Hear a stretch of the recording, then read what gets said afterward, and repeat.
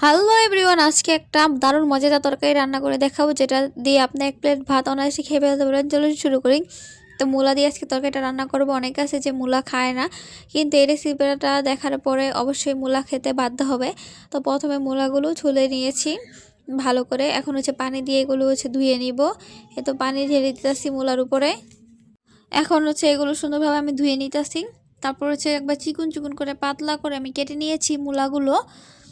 এখন আমি এগুলো সিদ্ধ দিয়ে দিয়েছি পানি দিয়ে। এখন তাড়াতাড়ি যাতে সিদ্ধ হয়ে যায়, মূলা গন্ধ যাতে দূর হয়ে যায়, কারণ হলুদ আর লবণ দিয়ে দিলাম। এখন নাড়াচাড়া করে এগুলো আমি মিক্স করে দিতেছি, যাতে ওটা পুরো মশলাটা সুন্দরভাবে পানির সাথে মিক্স হয়ে যায়। এতে সুন্দর করে এখন মিক্স করে দিতেছি। তারপর ঢাকনা দিয়ে কিছুক্ষণ এটা সিদ্ধ করে নিব আমি। এই তো আমার সিদ্ধ করা হয়ে গেছে। তারপর এখন একটা চালনিতে এগুলো ঢেলে নিব। এইভাবে সিদ্ধ করে নিলে মূলার কোনো গন্ধ আসবে না, গন্ধটা দূর হয়ে যায়। তারপর পানি দিয়ে দিব, ঠান্ডা পানি দিয়ে ধুয়ে নিয়ে। তারপর কড়াইটা গরম বসিয়ে দিয়েছি। তারপর তেল ঢেলে দিলাম। আগে থেকে কাঁচামরিচ আর পেঁয়াজ কেটে রেখেছিলাম, ওগুলো দিয়ে দিব। এখন এগুলো ভাজা ভাজা করে ভেজে নিব। কিছুক্ষণ ভাজার পরে এখন আদা বাটা দিয়ে দিব। আর তেলে আদা বাটা দিলে যত আদা বাটা দেন কখনো গন্ধ আসবে না। এই তো পেঁয়াজ ভাজা হয়ে গেছে। এখন অল্প একটু আমি পানি দিয়ে দিব।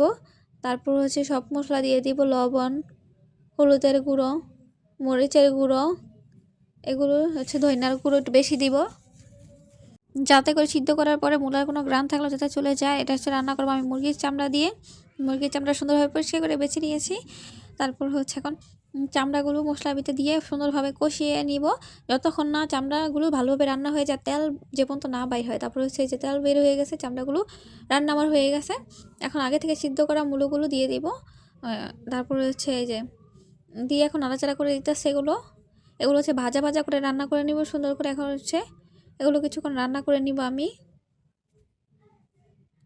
এতে এগুলো কিছুক্ষণ রান্না করে নেওয়ার পরে যাতে মূলার বাকি কোনো গ্রাম থাকলেও না আসে, সেই কারণে ধইনা বেশি করে দিয়ে দিয়েছিলাম আগে। এখন জিরা দিয়ে দিতেছি। এই তরকারিটা খেলে কেউ বুঝবেই না যে মূলার তরকারি। এটা খেতে খুবই দারুণ হয়েছে। এখন ভাজা ভাজা করে রান্না করে নিয়েছিলাম। তারপর নামিয়ে নিয়েছিলাম। আর তরকারিটা দেখুন, ভাজা ভাজা করে রান্না করে নামিয়ে নেওয়ার পরে কত সুন্দর হয়েছে। আর এগুলো যে মূলা দিয়ে রান্না করেছে একবারে বোঝা যাইতেছে না, মনে হইতেছে যে পেঁয়াজ বা অন্য কিছু। আসলে মূলা রান্না করলে সবাই মূলা খেতে, তো মূলা তরকারিটা খেতে বাধ্য হবে এবং সবাই পছন্দ করবে। আমরা এই তরকারিটা আসলে খেয়েছিলাম, ওই খাবার ভিডিওটা নেওয়া হয়নি। এটা খেতে খুবই মজাদার। আর এই পর্যন্তই, ভালো থাকবেন, আল্লাহ হাফেজ।